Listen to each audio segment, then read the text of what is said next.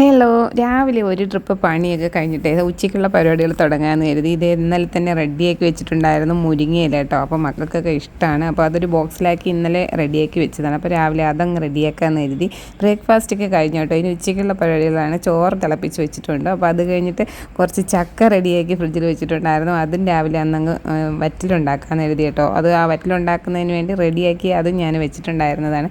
അപ്പോൾ 2 സ്റ്റൗവിലായിട്ട് ഒന്നിൽ ചക്ക വറുത്തെടുക്കാം, അടുത്തതിൽ നമ്മൾ മുരിങ്ങയിലയും തോരൻ വെച്ച് ഒന്ന് മാറ്റി വയ്ക്കാമെന്ന് എഴുതി. രണ്ടും കൂടെ ഒന്ന് റെഡിയാക്കണം. അപ്പോൾ ഞാൻ മുരിങ്ങയില വെക്കുമ്പോൾ ഒരു സവാള ചെറുതായിട്ടൊന്ന് അരിഞ്ഞിട്ട് ആദ്യം ഒന്ന് ചെറുതായിട്ടൊന്ന് വഴറ്റിയിടും കേട്ടോ. അതിനുശേഷമാണ് നമ്മൾ മുരിങ്ങയില അതിലോട്ടിട്ട് കൊടുക്കുന്നത്. അപ്പോൾ മുരിങ്ങയില നല്ല ക്ലീനാക്കി വെച്ചിട്ടുണ്ട് കേട്ടോ. അപ്പോൾ ഇന്നലെ തന്നെ റെഡിയാക്കി വെച്ചിരുന്നുണ്ട്. രാവിലെ അത് എളുപ്പമായി. അല്ലെങ്കിൽ രാവിലെ പിന്നെ ഇതിൻ്റെ കൂട്ടത്തിൽ എല്ലാ പണികളും കൂടെ ആകുമ്പോൾ ഭയങ്കര ബുദ്ധിമുട്ടല്ലേ. ഇത് മുരിങ്ങയില അറിയാലോ, ഒരുപാട് ഗുണങ്ങളുള്ള സംഭവമാണെങ്കിൽ അതൊന്ന് ക്ലീനാക്കി എടുക്കാനുള്ള ബുദ്ധിമുട്ട് എല്ലാവർക്കും അറിയാം. അത് കാരണം ഒരു മടുപ്പായിരിക്കും എല്ലാവർക്കും.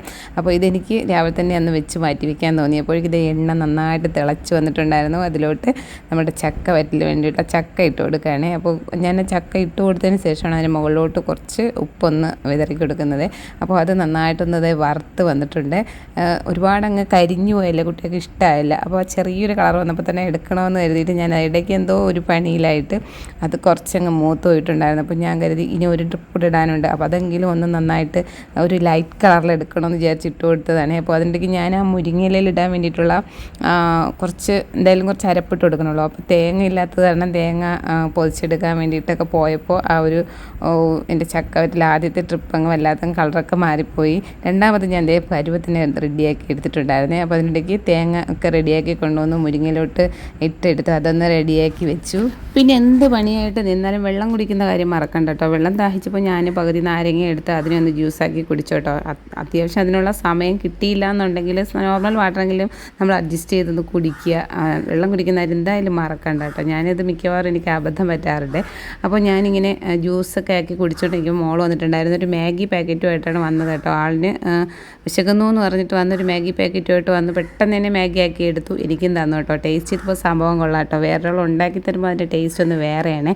അപ്പോൾ ഇവള് അല്ലെങ്കിലും ഇടയ്ക്കൊക്കെ മാഗിയും പിന്നെ അതുപോലെ ചില്ലി ചിക്കനൊക്കെ ഉണ്ടാക്കുമ്പോൾ ഒരു പ്രത്യേക ടേസ്റ്റാണ്. കൂടുതലൊരു ചെറിയൊരു പഴവും കൂടെ അകത്താക്കിയിട്ടുണ്ടായിരുന്നു. അപ്പോൾ കുറച്ച് എനിക്ക് പുളിച്ചിക്ക ഇട്ടിട്ടുണ്ടായിരുന്നു. ചെറിയ നാടൻ പുളിച്ചിക്കയില്ലേ, അതിന് ഞാൻ എന്ത് ചെയ്തു, ഒന്ന് ഒഴിച്ചുവിട്ടാൻ വെച്ചാലോ എന്ന് കരുതി അതിനെ കുനുകുനെന്ന് അരിഞ്ഞെടുത്തു. അതൊന്ന് ഞാൻ സ്റ്റൗവിലോട്ട് വെച്ച് കൊടുത്തു.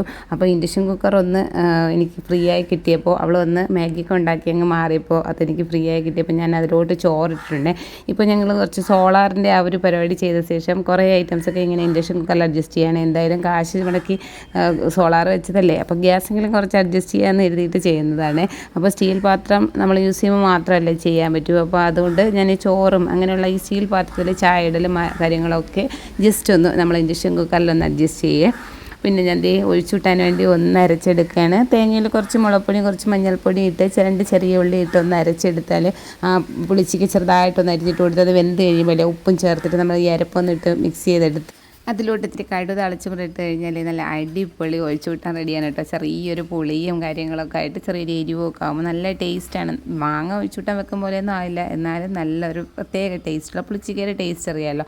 അപ്പോൾ അതെന്തായാലും കുട്ടികൾക്കൊക്കെ എന്തായാലും ഇഷ്ടമാവും. ഞങ്ങൾക്ക് ഇവിടെ എല്ലാവർക്കും ഇഷ്ടമാണ്. അപ്പോൾ ഞാൻ അതിലോട്ടൊന്ന് കടുക് തളിച്ചും കൂടെ ഒഴിച്ചൊന്ന് റെഡിയാക്കി വെച്ച് കഴിഞ്ഞാൽ മുരിങ്ങയില തോരനുമായി അതുപോലെ ഒഴിച്ചു വിട്ടാനുമായിട്ടുണ്ട്. പിന്നെ ചോറ് ഞാൻ ഇൻഡക്ഷൻ കുക്കറിൽ ഒന്ന് തിളച്ച് കഴിഞ്ഞപ്പോൾ അതിനെടുത്ത് തെർമോ കുക്കറിലോട്ട് വെച്ചിട്ടുണ്ട്. അത് അവിടെ ഇരുന്ന് 2 മണിക്കൂർ കഴിയുമ്പോൾ അത് റെഡിയായി കിട്ടും. അപ്പോൾ നമുക്ക് ചെറുപറയെ രാവിലെയുള്ള പണികളൊക്കെ ഒന്ന് ഒതുക്കി അങ്ങ് മാറ്റി വയ്ക്കാമല്ലോ. അപ്പോൾ ഇനി ബാക്കി എന്താ പണിയെന്ന് ആലോചിച്ചപ്പോൾ കുറച്ച് മീൻ ഇരിപ്പുണ്ടായിരുന്നു. മീൻ കറിയും കൂടെ വെച്ചാലോ. അപ്പോൾ കുറച്ച് പുളിച്ചിക്ക കിട്ടിയതിനെ കുറച്ച് മീൻ കറി വെക്കാമെന്ന് കരുതി ഞാൻ അതിനുവേണ്ടി കുറച്ച് എണ്ണ ഒഴിച്ചിട്ടേ പൊടികളൊക്കെ ഒന്ന് ചൂടാക്കി എടുക്കുകയാണ്.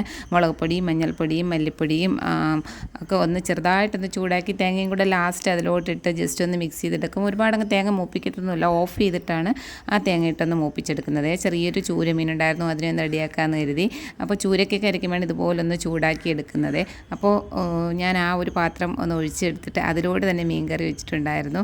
അപ്പോൾ പുളിച്ചിക്കയും കൂടി ചെറുതായിട്ട് അരിഞ്ഞ് വെച്ചിട്ടുണ്ടായിരുന്നു, ഇട്ട് കൊടുത്തു. കറിവേപ്പില തക്കാളി അങ്ങനെ എല്ലാം ഇട്ട് കൊടുത്ത് മീനൊന്ന് റെഡിയാക്കി വെക്കുകയാണ്. അതും കൂടെ റെഡിയായി കഴിഞ്ഞാൽ ഉച്ചയ്ക്കത്തുള്ള ഫുഡ് റെഡിയായി. പിന്നെ ചോറും കൂടെ സമയത്തിനൊന്ന് വാർത്തെടുത്ത് കഴിഞ്ഞാൽ നമുക്ക് ഉച്ചയ്ക്ക് അടിപൊളിയായിട്ട് ചോറ് കഴിക്കാം. അപ്പോൾ ഞാനത് പുളിച്ചിക്ക ഇട്ട് കൊടുക്കുകയാണ്. പുളിച്ചിക്ക നമുക്ക് ഇതുപോലെ വീട്ടിലുണ്ടെങ്കിൽ നമുക്ക് മിക്സ് ആക്കണ്ട കേട്ടോ. ഇട്ടോളെ കുറച്ച് മല്ലി ഉണ്ടായിരുന്നു കേട്ടോ. അതിരുന്ന് ഇങ്ങനെ കളർ വല്ലാതെ അത് മാറി തുടങ്ങിയപ്പോൾ അത് ഞാനൊന്ന് കഴുകി അതൊന്ന് ഇടയ്ക്കുന്ന വെയിലത്ത് വയ്ക്കാമെന്ന് കരുതി എടുത്ത് വെച്ചു. അപ്പോൾ അത് മീൻകറി റെഡിയായി, നല്ല അടിപൊളി മണം വരുന്നുണ്ട്. ഞാൻ നേരത്തെ ഇട്ടത് പുളിച്ചിക്കയായിരുന്നില്ലേ, കറിവേപ്പിലയാണ് ഇട്ട് കൊടുത്തത്. പുളിച്ചിക്ക നമ്മൾ കറിയൊക്കെ ഒന്ന് തിളച്ച് തുടങ്ങിയതിന് ശേഷം മീൻ ഇടുന്ന കൂട്ടത്തിൽ തന്നെ പുളിച്ചിക്കയും കൂടെ ഒന്ന് ഇട്ട് കൊടുത്തു.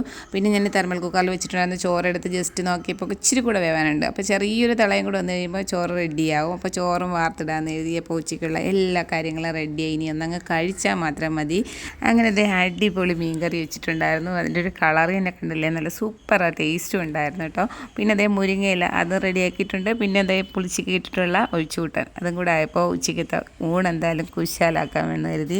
എന്നും രാവിലെ ചേറിലോട്ട് ഒരു പണി ഇവിടെ മിസ്സായി കിടക്കുന്നുണ്ടായിരുന്നു കേട്ടോ. തുണി വാഷിംഗ് മെഷീനിലോട്ട് ഇട്ടിട്ടുണ്ടായിരുന്നില്ല. അപ്പോൾ അതും കൂടെ ഇട്ട് കഴിഞ്ഞാൽ അതവിടെ വാഷിംഗ് മെഷീൻ തന്നെ പണി ചെയ്തോളുമല്ലോ, നമ്മളെന്തായാലും ചെയ്യേണ്ട കാര്യമില്ല. അപ്പോൾ അതിനെയും കൂടെ അങ്ങ് മെഷീനിലോട്ട് ഇട്ട് കൊടുത്തിട്ട് വേറെ എന്തെങ്കിലും പണിയുണ്ടെങ്കിലും ചെയ്യാമെന്ന് കരുതി. അപ്പോൾ കോഴിക്കുട്ടന്മാർക്ക് ഫുഡ് കൊടുത്തിട്ടില്ല. രാവിലെ കുറച്ച് ട്രിപ്പ് കൊടുത്തിട്ടുണ്ടായിരുന്നു. അപ്പോൾ കുറച്ചുകൂടെ എന്തെങ്കിലും കൊടുക്കാമെന്ന് കരുതി അവർക്കുള്ള ഫുഡ് കൂടെ കൊടുത്തു കഴിഞ്ഞപ്പോൾ പിന്നെ ആകെ ടയേർഡായി. ഇനി കുളിക്കുക, പിന്നെ ഫുഡ് കഴിക്കുക. ടൈം ഏകദേശം 11 12 ആയിട്ടുണ്ടായിരുന്നേ. അപ്പോൾ അതും കൂടെ കഴിഞ്ഞിട്ട് ഞാൻ ഇന്നത്തെ പണി എന്തായാലും ഇവിടുത്തെ സ്റ്റോപ്പ് ചെയ്യാണ്. ഇനിയും ഉണ്ട് ഈവനിങ്ങിൽ വേറെ പണി. ഈ രാവിലത്തെ പണികൾ കഴിഞ്ഞ് ഒന്ന് റെസ്റ്റ് എടുക്കാമല്ലോ. കുറച്ച് കുളിച്ചൊക്കെ ഒന്ന് റെഡിയായി ഒന്ന് റെസ്റ്റ് എടുത്തിട്ട് പിന്നെ നമുക്ക് ഫുഡൊക്കെ കഴിക്കാം. പിന്നെ വൈകുന്നേരം എന്താണെന്ന് വെച്ചാൽ ആക്കാമല്ലോ. അപ്പോൾ ഇന്നത്തെ വീഡിയോ ഇത്രയേ ഉള്ളൂ. കണ്ടിട്ട് ഇഷ്ടമായിരുന്നു ലൈക്ക് ചെയ്യുക. Okay, bye bye.